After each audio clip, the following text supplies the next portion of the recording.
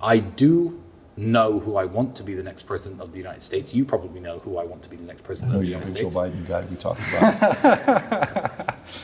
Oh, yeah.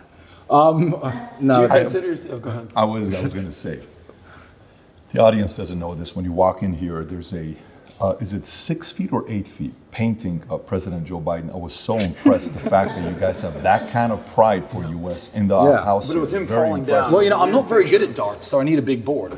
So, Would you say you were born in America, I was born in the United States. raised in England. UK?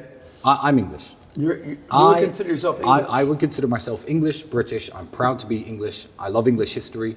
As a mixed race person, I like to be able to stand up and say I'm very proud of British history and we should all be proud of our heritage without people being able to point the finger at me and call me a racist, because when white English people say that, suddenly they're racist for some reason. Yeah, super proud to be British. I think that the influence that the British have had on the world is incalculably larger than almost any other culture. Please correct me if I'm wrong. A lot of the great inventions in the world were British. The way that you go to every single country in the world and they're all speaking the language of one tiny island in Northern Europe. Why? You know, I'm a proud Englishman, and I don't care about the United States so much because I left when I was 8 years old. If you want a guaranteed way to get in touch with me, maybe you have a business idea, maybe you want some fashion tips, maybe you just want to connect, you could find me on Minect. How interested can I be? As much as I'm interested in the nerdy way that I'll follow it and know what each team has to think, if I've never worked a job in America, I've never had a girlfriend in America, I'm not educated by the American school system, I don't have a business in the United States. You've never had an American girlfriend? Oh no, I've had loads, but I've never had to manage a relationship while living in the United States. Yeah. So what do I really have invested in who wins the election? You know, as much as I'm interested in it, I consider myself British and I care much more about England, which is a lot more fucked up than the United States in lots of ways. It's failing in every single metric, which makes me sad.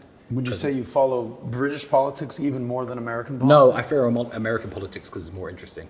The British politicians are all rubbish. And because of the electoral system where the Prime Minister comes from the party who has the most seats and each seat is an individual election with the first past the post system, there's no winners. Nobody can come along as a hero. Let's say hypothetically, because I don't want to say who I support for president, but let's say hypothetically, some billionaire businessman with charisma came along and said, I want to become the leader of England. He's got no chance. He'd have to start his own political party. He'd lose in every single individual election in every single constituency in the United Kingdom.